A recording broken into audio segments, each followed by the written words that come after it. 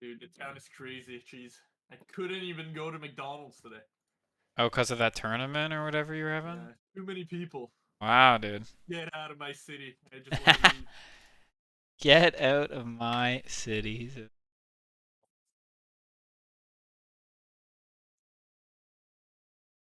Alright, let's see if we can get a few more people, hopefully. A couple more.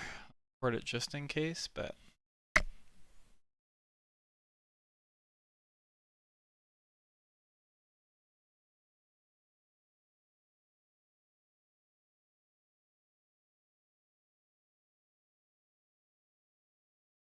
Oh. So, just so everyone is Zadooble here? Okay, just so Zadooble knows. So, Barry's not here tomorrow, so we're going to be running the fight without Barry, so Spear will be in. But you'll still. Ash is going to play Evoker for you. Yeah, I was talking to Maphis about it last night. Okay, cool. So, can, it'll be okay for you.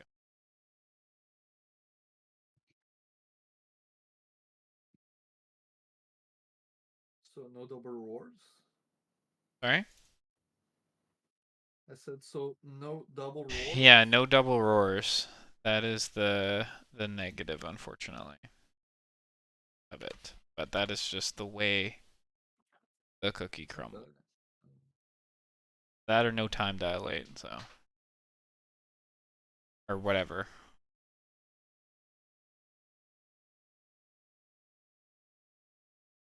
Alright, I guess we'll start with just this little map, but I'll put it as a VOD afterwards, so hopefully people do watch and come prepared, because I would like to. 6-shot P3 would be dope. But there's not much to go over. So a small min-max so that we're all on the same page for P2 is so I have two things styles here, right? So Thal for P1 intermission, you're probably going to hold your Tiger for intermission because I'm going to play single target to try at the start of tomorrow or Monday. And if I can play full single target, that'll be better for us for P2. You can just hold your CD in P1 if it helps you with P1 intermission. Which pack do you want Tiger on then? I mean, Zadooble has CDs for the first thing, I think, or do you have it for second, Zadooble? I have it on first, third. Yeah, so second one is normally our weakest. Yeah, we're not normally we're normally way ahead anyway, so it doesn't really matter. But wherever we can be safe is good. So if it doesn't matter to you, I guess second. Yeah, you can use on second. Where we can improve really quick in P2 intermission is our stacks. So our outside stacks for the surges. So on these surges, all we need to do is just bring our blue groups, no matter where you're stacking. So they have 2 here. Just scoot in a little bit closer to the middle. This will alleviate rotating between back and forth and gives you a little bit more uptime, and that should be fine. We're really doing an okay job at this. It's just super, super micro stuff. And the second thing is make sure you are sending CDs into the shield.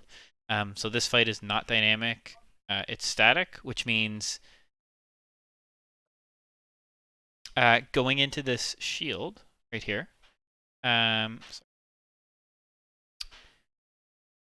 casting shield right now. So going into this shield, there is 34 seconds until the next mechanic comes out.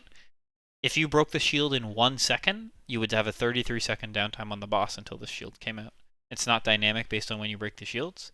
So most of us are doing this already, but make sure you are using your CDs in the shield. And the second thing is this, we're coming into the shield, I believe, at the 5-minute mark. I'd have to check my times to make sure, but I'm pretty sure it's 5 here, 6 for the other shield. So we're actually going to have to make sure we pop the pop pots on the P1 shield, because you're going to want pot for lust, which will be like a few seconds after 10 minutes with hero. So in order to do that, you have to pot for shield. If you pot second shield, you won't have pot for lust. So I assume you're going to get more value out of that. You're going to want to have all your CDs for lust and all that super, super basic stuff.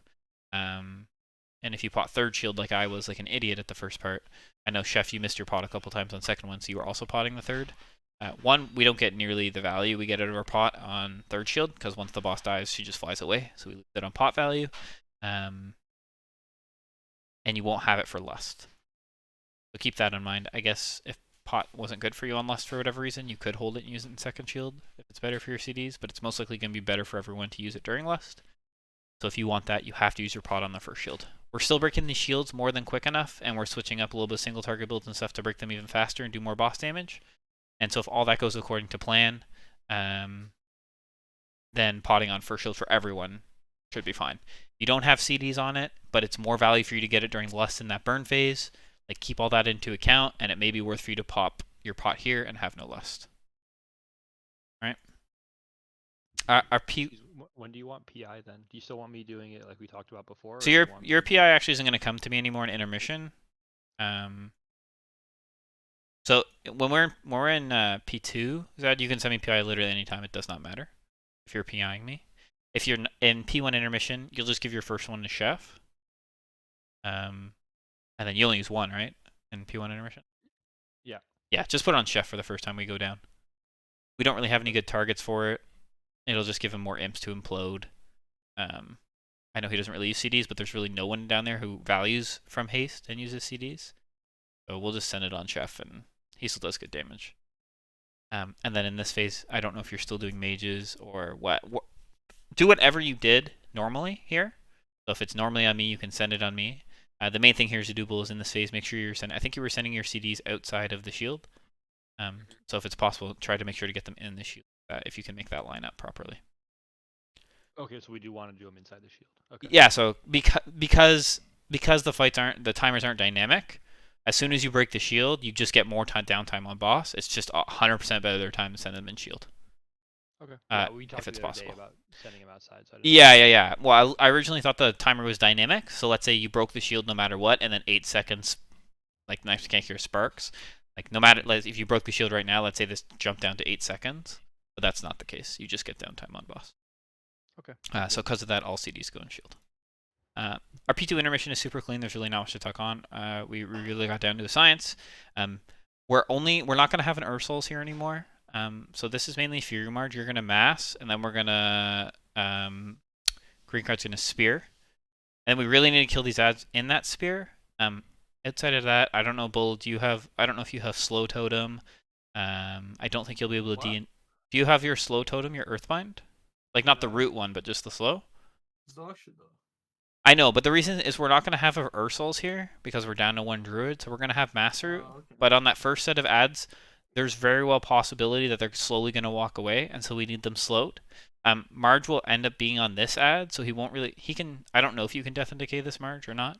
I can. I was actually going to suggest that. I can take the 90% snare Death and Okay, Decay, cool. So what I'll do is I'll mass grip them, and then I'll drop D&D, and then for Well, like maybe 2-3 seconds, they won't be going anywhere. Okay, so the issue around... So playing around that, and this is why I don't know if it'll be doable for you, is the first thing that's down is Spear, so your Death and Decay will really have no impact on that.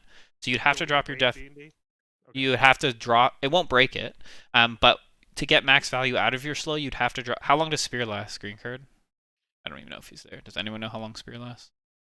3 seconds. 3 seconds. So if it lasts 3 seconds, your D&D would preferably come out in like 2 or 3 seconds after the Spear. Does that make sense? Yeah, assuming Green Card spears all of them. Because if he misses one, that's going to cause a... Of course. So hopefully your mass grip gets them all, right? We're still going to ring in the middle. They'll run in. You'll grip them in with mass. He'll spear them all, and then you'll slow them all. If there is one off, Bread can always grip that one. So that should be okay. I don't know if Death and Decay is a good idea because that's going to stay on the ground and then that's going to break roots. There is no roots for... Roots are going to break anyway. How long does your Death and Decay stay on the ground, though? Because... it lasts 8 seconds, but it's a 90% snare, which decays by 10% per second. Yeah, so the point is like it'll be down to a 10% slow right before it times out. Like they're going to start moving.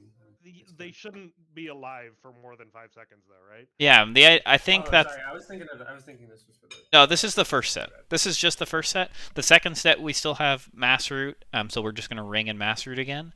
So that should be super safe for us. But the first set is really, we just don't have an Ursuls for it. So just trying to min-max our slows there for it. So if we do have slows, I can throw down the slow trap, Bull can throw down a slow totem, and then if Marge can get that D&D slow just as like pure coverage, that would work really well. We want to can. make sure the D&D slow isn't hitting the later sets of ads. So I that don't think it it's will staggered. because these die. They should die relatively quick. Once these die, the breath comes. Then we rotate across it. We gate out of the breath, and then the ads rotate. No, So I mean like under the ad that he's tanking on. Like I don't know. No, if- I won't drop D&D on top of the ad I'm taking. Okay. yeah, I think he's just gonna drop it smack dab in the middle, and that should be good. So our P2 intermission has really been really good. We just need to kill these smalls faster. So make sure you're saving your AOE dumps, especially Thal. I don't know if you can plan to have anything up for these, but your AOE was super low on these. Yeah, it takes about 7 seconds to ramp as Okay. monk. Yeah, so I don't know if you can. I don't know. Again, I don't know anything about Monk, but I don't know if you can start your ramp on the big ad to dump on the smalls or how any of that works. But if you can try and target your ramp to do these, that would be great. Perfect. So the main thing we're going to go over right now is just P3, and I have a little bit written out for us, so we can sort of follow along and watch the video if everyone's good with that. Okay. I guess, well, do you guys like seeing what's written here, or would you rather just see the screen? I don't know what's better for you guys. It's gonna be pretty hard to see the video. I think if it's. Is that too small? Oh, that looks fine actually. Yeah.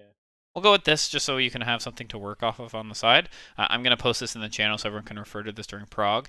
And I also have the timer of all the mechanics here if you're curious to play in your CDs and what's going on with them. I can actually probably fit this all on the screen at once, which may be helpful for people to. So is there any fundamental difference between this phase in Heroic and Mythic?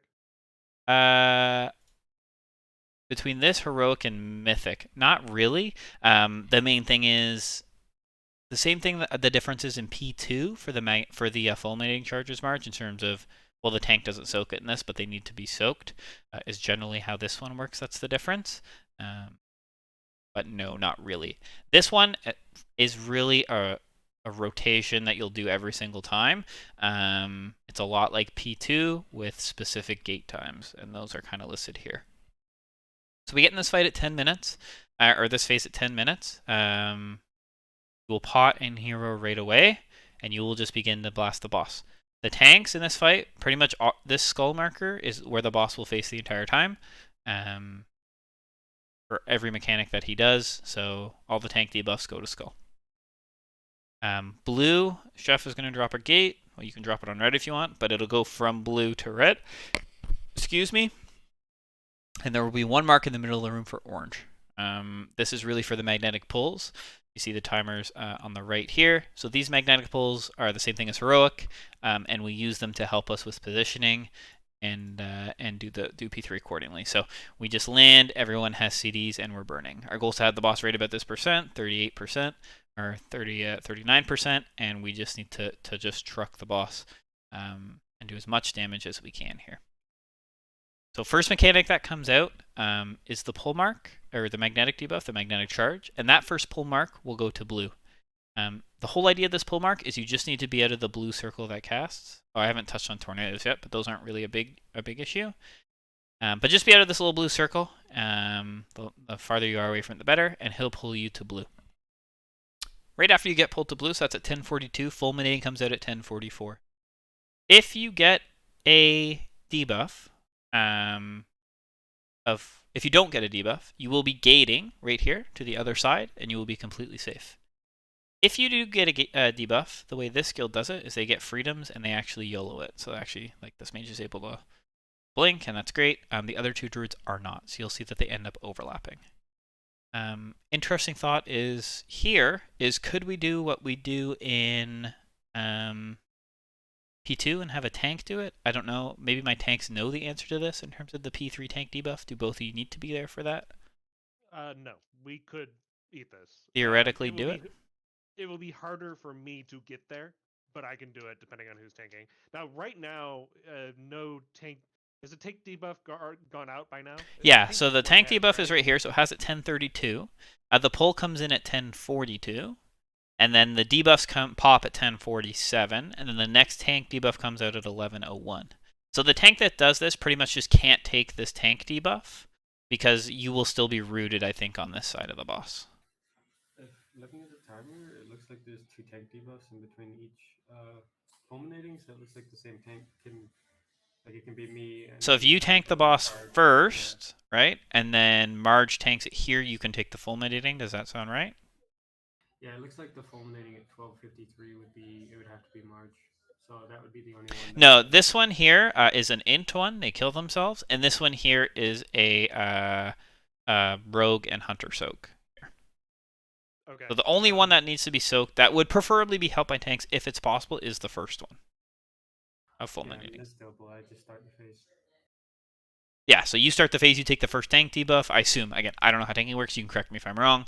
Once you've done that mechanic, you would then rotate with the raid and just place yourself on blue for fulminating. We'd get freedoms. If you're a mage, you can blink out as you always do, but Jelly's just the closest person to these 3 people. Jelly takes the soak, we all just run away from him. This is the way these 2 get double stacks, and we would be able to avoid that, and that would be super, super helpful for us. And our healers. So if you do get a double stack, it's not the end of the world. These 2 get it. I think yeah, this guy over here dies, but that's okay. Healers will have to call personals. So this is GS. The fucking evoker one time something dilate, I think. Sacks. I know Sack will hit Siraz hard, and maybe that's not possible. But these are big personals and stuff. Obviously, if you ever get a double stack, your life is in. After these, there's another tank debuff, so you do that the same. And the next thing is the magnetic pull, so at 11, 12. So this magnetic pull here goes right under the boss. Now we only have 1 roar, so I'm not sure if we're going to roar this one. Probably the next one would be my guess. So we're probably just going to stack under the boss, and then... Oh, we have Windrush, right? So we'll probably Windrush this one right under the boss. They roar it, that's fine. We'll have a Windrush here. We're going to get gripped right under to orange, and we're going to roar, and we spread. This spread mechanic happens 3 times in this phase. The second 2 have really bad overlaps. They're only 20 seconds apart. This one is kind of free. I asked you all to hopefully look something up for each one of these. A lot of you are very easy. You can just dash or blink through the boss. Some of us, myself and Doobles and Maphis, have a tough time getting through these, so we need to have a plan getting through. If you don't have a plan and you need help coming up with one, let me know. I can sit down and go over it, but I don't really want this part of the phase being like, let me figure out how I'm going to use my movement and how I'm going to survive these ones. You should already know. We spread out. You can kind of just, the way I think we're going to handle this is just spread out in P2-ish positions around the boss. So the boss will be facing this way. My spot is over here on the left with Scuttle, I think. Chef is over here with Homo. If we do that, we should be pretty safe. And this circle obviously gets smaller and smaller. So you just get in as fast as you can. You cannot gate these. Okay? You pull in, you get breath, whatever you ignore. Next mechanic is another magnetic. It really just always revolves around these magnetics. This magnetic, and I will call it every time, will go to blue. And this magnetic soak is with fulminating. So this is where we'll either have Boogie and Same, myself, and a rogue. I don't know who. I haven't decided which one I want yet, but we'll do these soaks. So what you do, Boogie, and Same is you'll get gripped in. They get freedoms. They spread a little bit, and see how this guy's in between 2 here. And they're both on the same side, but I think this guy gets away from it. Yep, that's right. They turtle and cloak these respectively. And that's it. As long as you cloak it, you're free. Oh, they had somebody die there and they rezzed him. Yeah, so they actually misplayed that. So we would just set it up.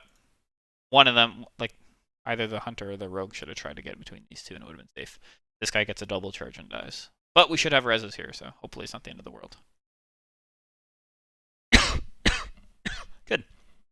Now, quick clarification. If multiple people are in the circle, it will only spread to the person closest to That's the right. person, right? Exactly, yeah. Okay. Yeah. The reason you do 2 is it's obviously, you could technically make a perfect triangle and have one person stand in between that triangle and they would receive the debuff of all 3 and just have 1, but that's just too mechanically tough to do in 3 seconds time.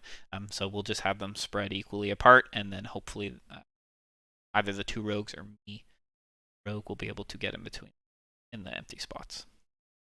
So everyone else just runs out of this one. There's no roar or anything. We won't have anything for this one, but because we'll be the closest, as long as we play it right, it should be pretty safe. So we're just continuing blasting, and we wait for the next magnetic. So this next magnetic is going to come with the wings debuff, so the pushback debuff.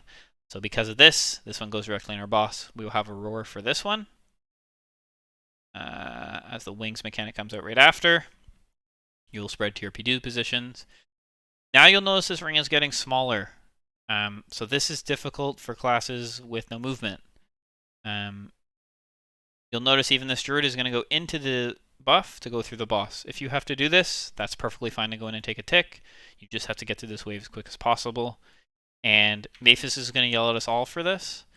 But do realize that if you are near Maphis in this part, he does not want you walking beside him. So play smart around him.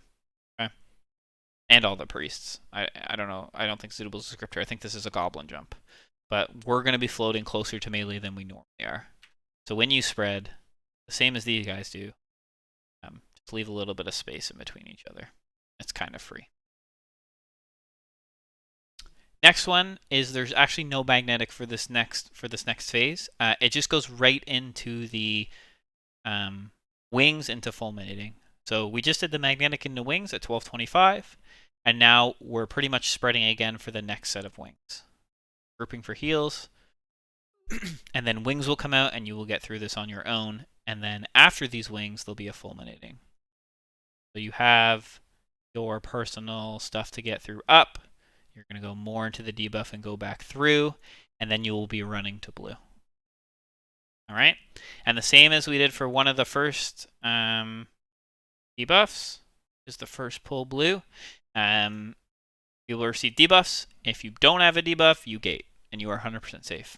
If you do have a debuff, I think you might get a freedom. I don't know if you get a freedom here. If you don't get a one here, you're on your own. Try and live the best you can. This guy tries to get out. The only way out is to in the dog shit. The dog shit will do less damage than the debuff, so if you can manage to not spread that, that's great. This mage blinks out last second. But we're just not spreading this to the raid. He's able to block. So if you have block here, Bad American and Scuttle, that'd be great. Immunities are great.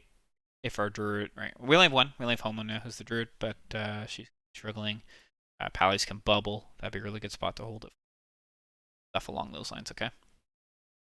After that, there's only, that's it. Then it's just tank debuffs and one more magnetic at 1342, which I don't think we make it to.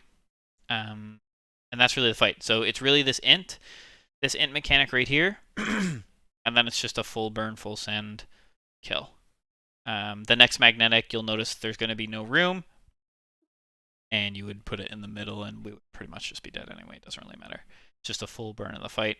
They're already at 1.75%, and they just melt it. The one extra mechanic in this phase are these little tornadoes flying in. This is just Halandrous balls coming to the boss. I don't know what they do if they hit. I don't know if it's healing or damage. It's something. It's a wipe pretty much. You can't have them hit. Think of it like Halandrous. And you'll notice this guy's a debuff of 5 stacks. So every time you do a tornado, you get a stack. How do we manage this? Technically, your tankier classes should take more stacks. So you'll notice the Boomkin took 5 because he's super tanky. But I think that's kind of overkill and going to be too hard to manage. So you'll have P2 spreads around the boss. Tanks can take more of these than DPS. So tanks will try and take as many of these as they can on this side of the boss. And then the raid will spread around the rest, and you just sort of grab them as you go. Restores 5% health and increases damage done by 20%. It's a pretty much immediate wipe. Yeah, Yeah. you can't. The health alone, even if it didn't have damage, would be an immediate wipe. Because it's going to be tight for us as it is. So just soak the tornadoes as you see them. You'll see them with the spread wings. There's 2 coming in here. This guy runs out and grabs one. Is it to her hitbox? It looks like it's to the center. No, of it her is to hitbox? the center. It's not her. Okay. It's not her big fucking red hitbox. That's good. It is the middle, That'd be pretty dumb. but Yeah, insane. but yeah, it's a lot of them just get. Looks like the paladin does. Rogues can do these, like melee do these really easy, right? Post range has to be sitting and planting and pumping. So we are doing that, and then rogue or melee can just position the boss. If you see them coming in, this is a good range one as well. Melee Arv's a little bit more in the middle. You have the stupid ass boss model, you can't see fucking anything. As you see them come in, if you notice one, just say, you can say, tanks, do you see the one coming in on your left? And they'll tell you if they can or cannot. Very good. But this DK is just eating them, right? Like, you just have to eat them, spread this debuff out the best you can. That's just how the fight works. It's kind of bad for that. Does anyone have any questions or anything that I missed covering that you thought of while you were watching this? Or anything that sparks interest for you on what you should be doing? The best thing I can recommend, if you don't have any questions, is I will post this little... I'm not going to put... magnetic. I'll post a little breakdown here along with timers in the channel. Do your best to try and memorize this. I will call it as we go, but the better sense you can have an idea of where you're going to be going before I need to tell you will speed up this phase quite a bit. We need this phase to be learning of healers how to do things and the fight feel, and less about DPS learning what they should be doing, because it's the same thing every pull, every time, same spots, everything. Nothing changes. So almost all your personal usages minus fulminating can be planned beforehand. Just have a really good idea and look up a log or whatever. That. For the Lust PI and then the second one in P3, do you have somebody in mind, or is it just going to be on you? Yeah, I don't wanna, because there's you and Maphis still, so I assume someone will probably get Brad in his CDs with everything. I don't know if the others will just be on. On me is like super safe and fine, especially if I'm full single target. It'll be super value for us. I haven't got that far yet though, to be honest. So it very well could be me though, just for ease of usage, because it's fine on a BM Hunter anyway. I think the only person who's going to get more value is obviously Bread, who's already getting one, and maybe Chef if he can get a full ramp off, but I don't know how likely it is that he gets a complete full ramp off with the pulls.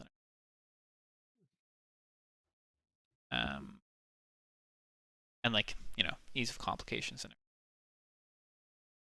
But yeah, make sure you guys min-max this the best you can. Use your trinkets in your CDs so they get more value, blah. And if you're coming in and min-maxing talents or anything like that, we don't want to change too much because we're pretty consistent. But if you have any micro changes to make single targets, always king for this guy. And if we do this really clean, our goal is Zadooble's last raid day with us is Wednesday. Well, not last raid day, but last raid day for a week. He's going on holidays after Wednesday. We're going to try and kill between Monday and Wednesday with him. And if not, we'll have a little bit of a roster shakeup and decision making on where we want it.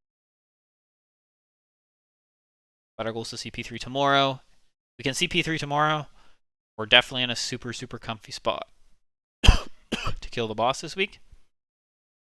Like I said, some guilds are killing this P3 in 6 pulls. So if we can mimic that, we're really good. But we also want to see P3 and obviously get back there again. So don't make it 1 P3 and then 40 pulls until we see it again.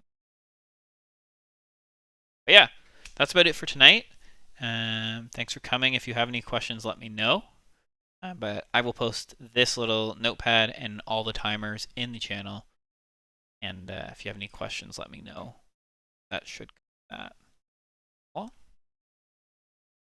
awesome. And Zadooble, I think you're going to be gripped on 1 and 3, I assume.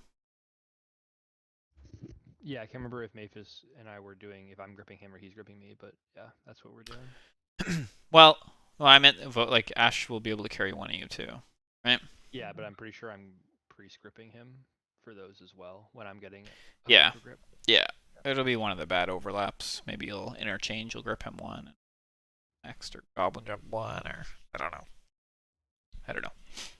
But figure that out. Cool. If you have any questions between now and tomorrow, reach out on your personal channel to me. I'll be more than happy to give you an answer and go over whatever it is. But let's get excited because we are actually really close to killing this boss. We'll be able to do that. Cool. Well, I hope you all have a great night. I hope our tanks somehow get a incarnate. Don't know if you've done heroic yet or no week.